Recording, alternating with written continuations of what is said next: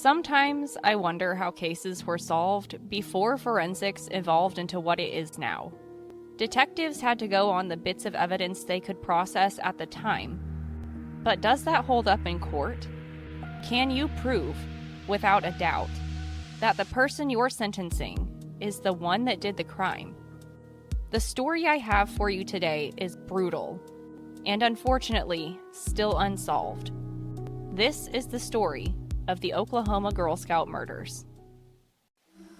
Throughout human history, there have been stories that chill us to the bone, leaving us questioning the world around us, and remind us that truth is often stranger than fiction. These tales echo through time, whispers of unexplained disappearances, restless spirits, and crimes so baffling they defy logic.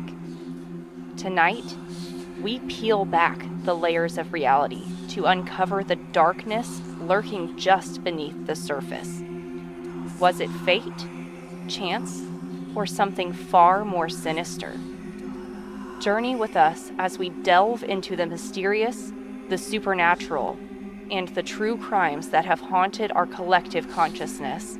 This is All Things Mysterious, where the shadows hold secrets, and every story is a puzzle waiting to be solved. Three girls, Lori Farmer, Michelle Gousset, and Doris, who went by Denise Milner, all left for Camp Scott, a Girl Scout camp just south of Locust Grove, Oklahoma, on June 12, 1977. All the girls were between 8 and 10 years old. Lori and Michelle were super excited to go, but Denise was extremely anxious, and the only reason she went was because her mom thought it would be a good experience for her. That being said, her mom also told her that if she hated it, she could come home. When they arrived, all the girls were sorted into their different camps and tents. These three girls being put into Tent 8, which happened to be the farthest from the counselor's tent and slightly out of eyesight due to the bathrooms being in the way. That night, there were storms, so they stayed in and went to bed early, writing letters to their families. While Michelle's and Lori's letters sounded excited and happy to have met new friends, Denise was not having a good time and was already ready to go home. Unfortunately, none of these three girls would get that chance. I vaguely remember this case, but I actually was surprised that it happened in Oklahoma. Yeah, it actually isn't all that far away from us, to be honest with you. See, I guess I kept getting this one conflated with the other one that I was trying to remember. And we were talking about it a little before the episode started, but I still have no idea where that one happened. I still am not even sure what case you're talking about, or if you made that case up. No, I don't think I did. But I mean, I could have because, do a lot of the crime and cap stuff, but I don't think I did on that one. I think this is an actual case. I can't remember where it was. I'll remember it, and then we're going to do a whole episode on it because it's a pretty fascinating story. Kind of messed up in a lot of ways. But anyways, yeah, I don't know. Yeah, this one, it was a little bit difficult to gather insight on because it's, from 1977. Back then, we didn't have social media. We didn't have the internet to streamline the information process back and forth. Kind of makes me laugh that, we got to explain that there was a time before the internet. There was, technically you and I are older than Google. Yeah. I mean, we're older than modern internet. We're older than the iPhone, older than smartphones in general. But it's still funny that there's already a whole generation who never lived before the internet. I mean, yeah, these girls were legitimately writing letters. Nowadays, you'd send a text message, but they didn't have that option. It was a completely different era. And this was well before our time as well. My oldest daughter legitimately got confused when I told her that there was a time before the internet. because in her mind, the internet is, the same thing as like electricity and all that stuff. So it's like, how'd you guys live without electricity? I'm like, I'm not that old. We scrawled on tablets with rocks. Uh, but it's weird to think about, I guess. I know it's kind of a tangent, but anyways, back to the Girl Scouts. Overnight, on June 12, 1977, some reports say strange sounds were heard in the night by both campers and counselors. One counselor even getting up to see a light in the distance that eventually went out, so they went back to bed. But we know for sure what happened the next morning. A camp counselor named Carla got up around 6 a.m. to shower. She saw what she thought was a sleeping bag that one of the campers had left outside. But inside of it was Denise's brutally murdered body. Not far away, her two tent mates, Lori and Michelle, were also found in a similar condition. She notified the owners of the camp, who called both law enforcement and their lawyers, and they began evacuating the other campers and getting them back home safely. But the worst part? Their families did not know which children were going to make it home until the bus showed up. Inside the tent, they found blood everywhere, a size 9.5 footprint in blood, a red flashlight with a smudged fingerprint, and glasses that didn't belong to anyone in that tent. This is also when the counselors remembered a prank, quote unquote, that happened before camp had started that they'd basically written off. One of their tents had been ransacked, their donuts had been stolen, and there was a note that had said, quote, "We are on a mission to kill 3 girls in tent 1, end quote. I'm no expert. Doesn't really sound like a prank to me. Yeah, I guess at some point they'd talked to at least one higher up about it, and they were like, "Oh, it's probably just somebody playing a prank. Don't worry about it." And don't get me wrong, the counselors were all 18 years old. So I don't know. I guess they were all just okay, don't get me wrong. The donuts being stolen, the ransacking, absolutely. 110% teenagers being teenagers. Yeah. I mean, but that's a far cry from, I'm going to kill 3 people. Exactly. But this was about a month and a half, 2 months before the girls were at camp. See, and that's one of those things, to me, it's stupid not to do something. Because I get, obviously hindsight and all that stuff. But there was a threat. And essentially they just dismissed it instantly. And I don't get it. You're, at a camp for kids. It's, kids that stay in those tents, I assume. Yep. So, I mean, as a parent, I would be extremely pissed if I found out this after the fact. And especially I figured out that the camp decided to do nothing. And the police. So I assume the police were involved? Not with the prank part. No, they didn't do anything. Well, but did the camp report it to the police or? No. No, okay. No, not at all. They were just no, it's probably nothing. Don't worry about it. Which I think, if you think back to the 70s, I don't think anybody thought about those kind of things going that far back then. I think there was this false sense of security that nowadays, it's like I was talking about with social media. You get to see all, we do a true crime podcast. We talk about all of these things that go on across the whole wide world.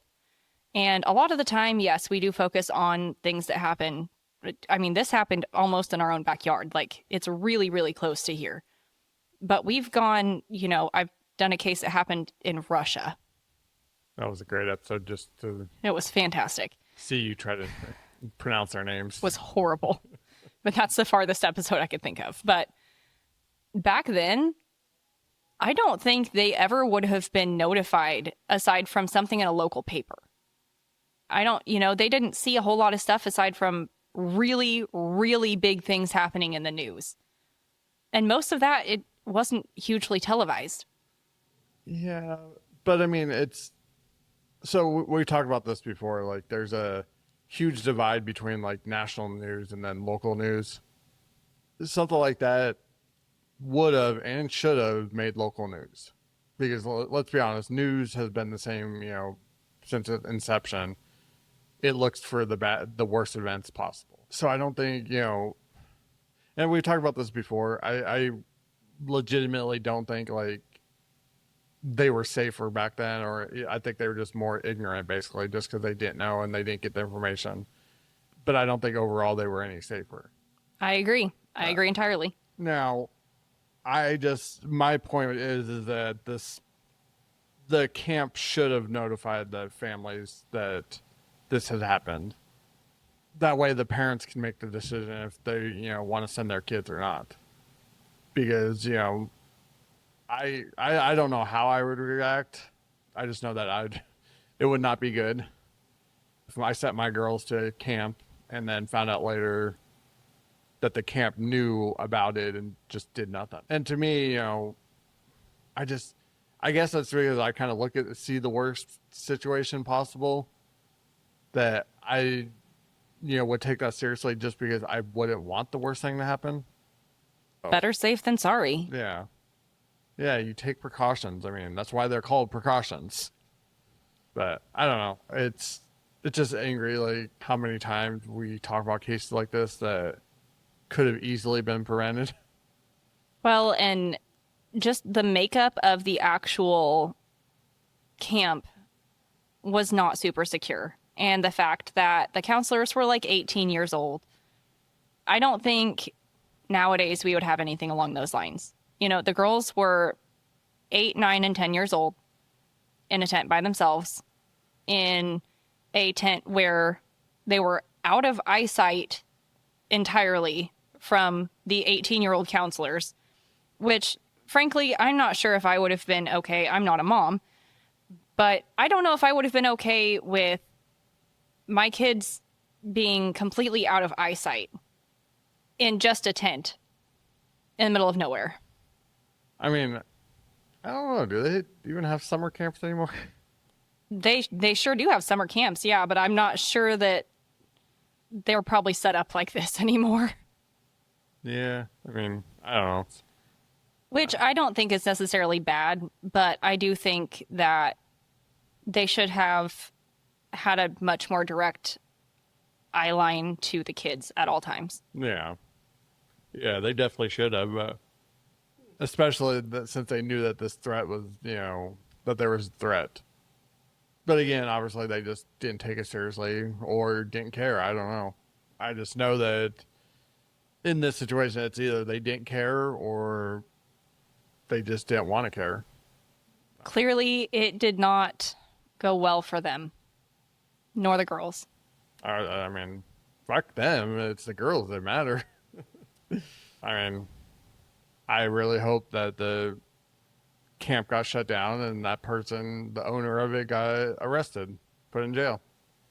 But no, in our justice system, he probably ended up becoming a billionaire and probably politician. I don't know.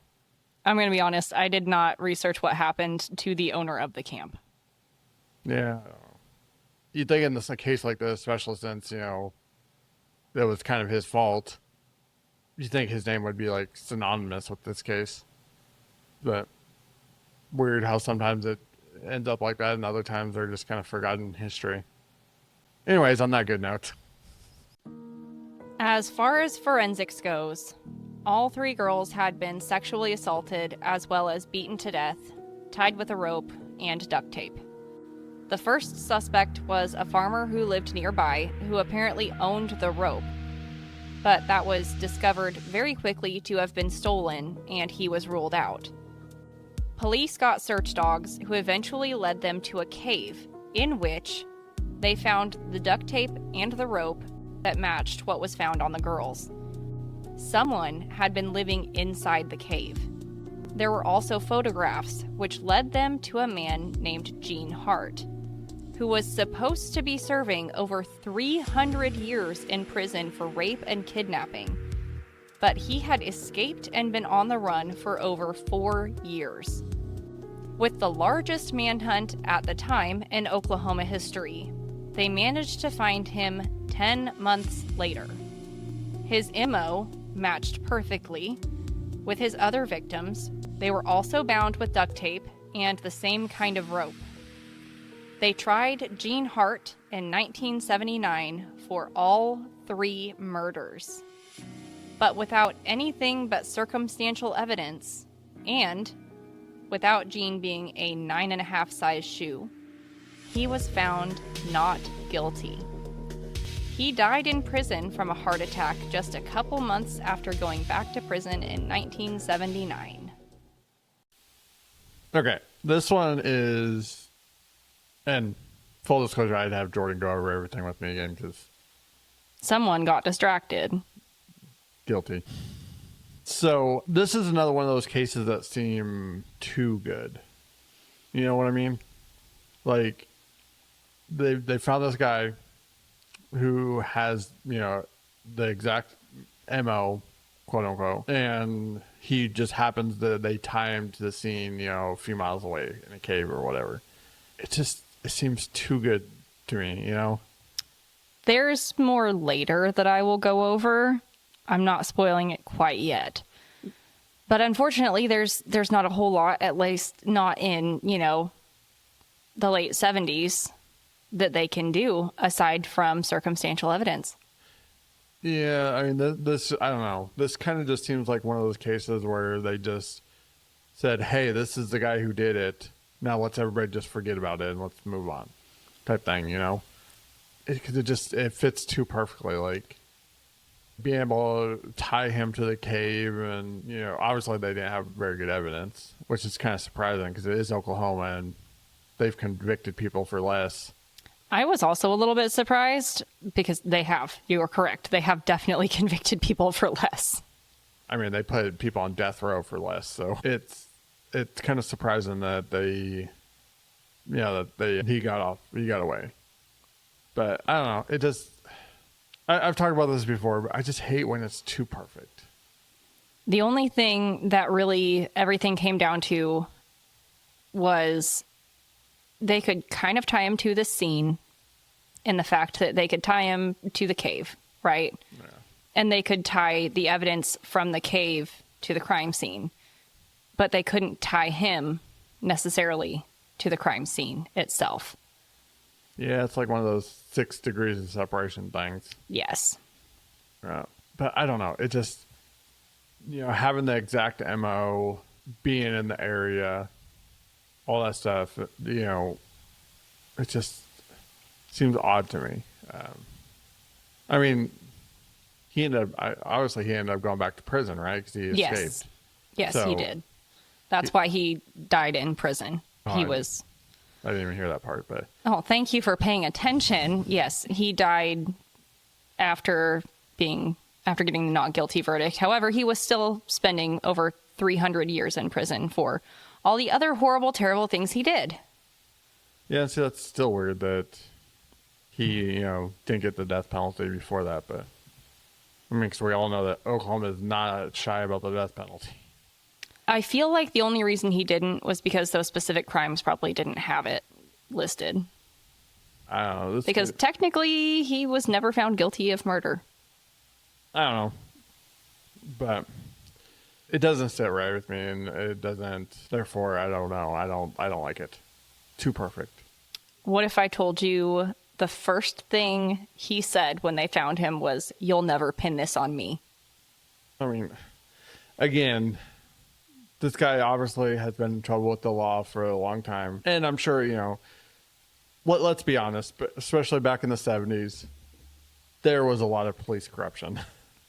We've talked about it many, many times on here, you know, and I know we, you know, in those cases, it was mostly focused on like LAPD and all that stuff, but the bigger police departments, but it was every police department.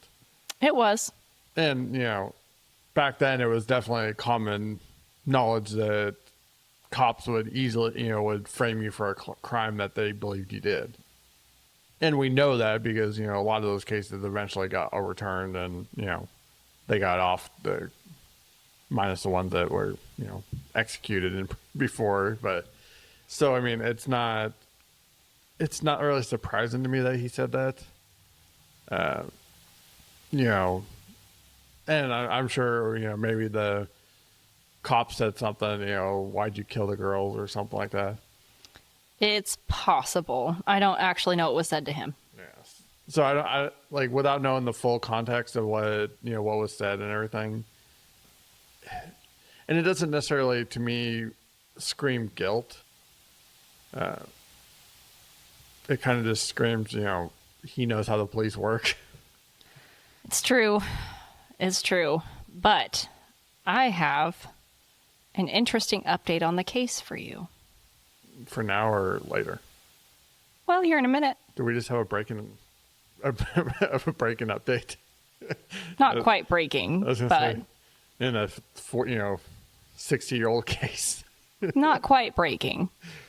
I'm going to insert a breaking news. Oh my God, I'm tired. Matthew is not okay. I'm not today. This reminds me of like the early episodes that we used to do. What is a dream?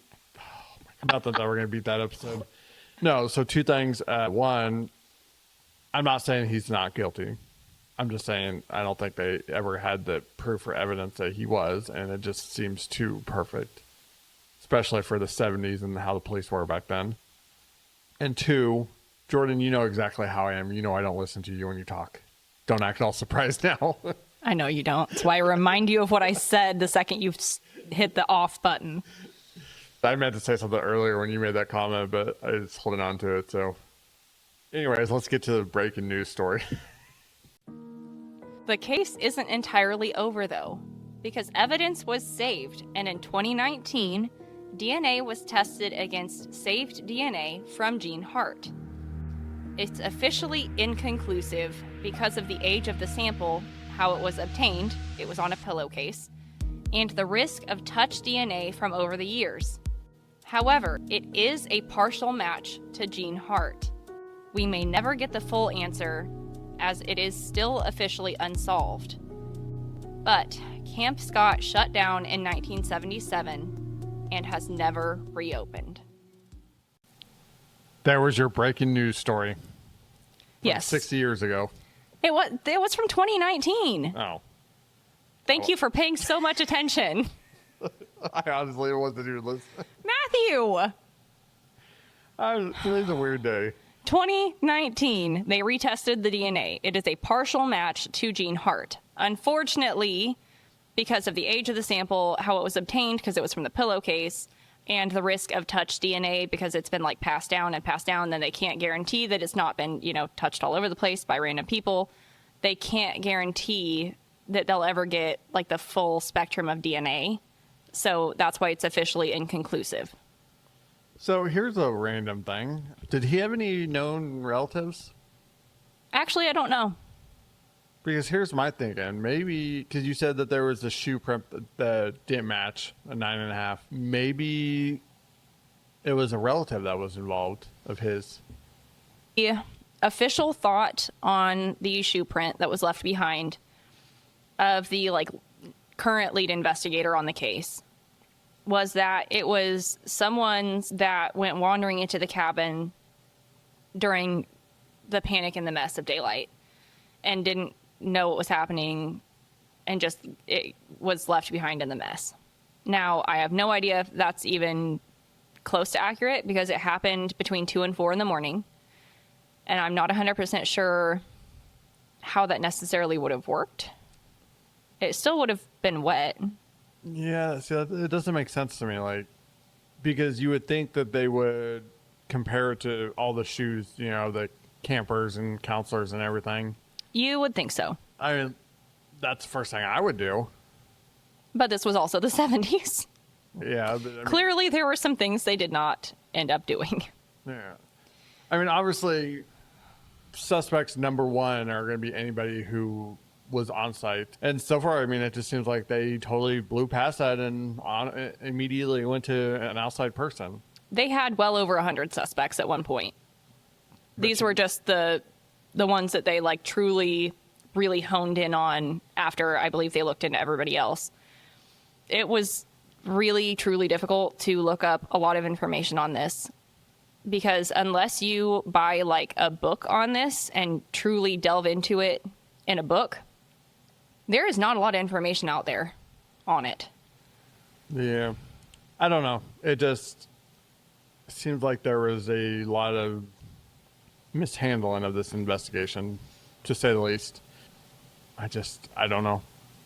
It's weird to me. I agree. And whether it was Gene, I don't know. Those poor girls, we will never probably know for real what happened to them. Yeah, like so many of the cases that we cover. And in my opinion, probably the worst part is, back then they had no idea that technology would grow to what it is today. And all of the different things that we can do, like get a full DNA profile. So they had no idea how to correctly store the evidence so that we can get that. Yeah, I'm not going to necessarily blame them, for that because... Oh, yeah, it's not their fault. I mean, they didn't have the slightest clue. Although I'm pretty sure they at least had primitive DNA stuff back then.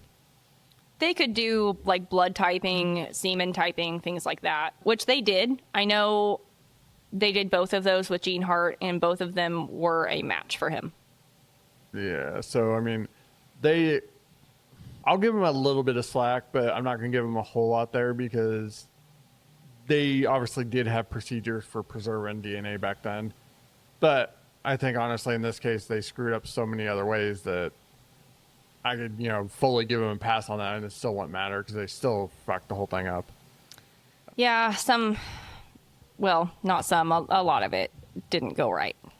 This is giving me severe Welch, Oklahoma flashbacks. Yeah, I'll never move to Oklahoma. Yeah. I don't know. Oklahoma's a nice state. I will never move there. I mean, to be fair, I probably wouldn't move to Missouri if I didn't already live here. You're not wrong. That's fair. Let's think about it. I don't think there's really any state in this general area that I'd actually willingly move to. Yeah, we live really close to McDonald County, too. Too close. Can hear the banjos. My ex was actually from McDonald County. Sure you want to admit that? I mean, technically she was from California, but she lived in McDonald County. A likely story. Yeah. That would make sense if you actually met her. I'm just kidding. But I don't know. This is weird. I think they definitely screwed up. I would have focused on the footprint myself. At least you'd be able to exclude people. I mean, not fully exclude them because just because they don't have a footprint doesn't mean they weren't involved. But I would have at least done the bare minimum of, excluding everybody that was there. Because you said it was mostly Girl Scouts as far as the kids go, right? Yes. And then the counselors, I assume they were probably male and female? I actually don't know. Well, that's a good question. That is a good question, but there's not a lot of not a lot of stuff for me to be able to look up on it. I did the best I could. So, I mean, that would be the one thing I would say, or that I'd be asking is if it was male and female counselors. Because it's kind of, I don't know. I don't think I've ever really heard of or been to a, all male or all female camp. Like, it's usually co-ed. I mean, it was Girl Scouts, so all girls wouldn't be crazy, but I honestly don't know. I mean, yeah, I guess. But was it a camp, actually sponsored for, by the Girl Scouts, or was it just happened that they were all Girl Scouts? Is it a chicken and egg thing? Which one? Stop asking me questions I don't know the answers to. Listen, there's not that much information out there about this place. Well, maybe someone in the comments can let me know, because probably I am curious now that I don't know. I'll ask Kristen Chenoweth. She made a big deal about this case a while back. Who? A famous actress. Never heard of her. Are you kidding me? She's in Wicked. What's that? I hate you. Is that stupid movie that like is a sing along and people have been Just don't. Just stop while you're ahead. Just don't. Just stop. Hold on. No, seriously though. Is that the movie that they had to make an announcement that anybody caught singing was going to get kicked out of the theater? Or is that a different one? I have no idea. I saw a TikTok or something where they were saying like movie theaters will implement and then they put a screen at the beginning of the movie. That actually wouldn't surprise me all that much, probably. You know, they have like the no talking, no cell phones, all that stuff. Probably. They added a There's special line. Very, very many popular songs. Now, she wasn't in the movie. She's on Broadway. What's Broadway?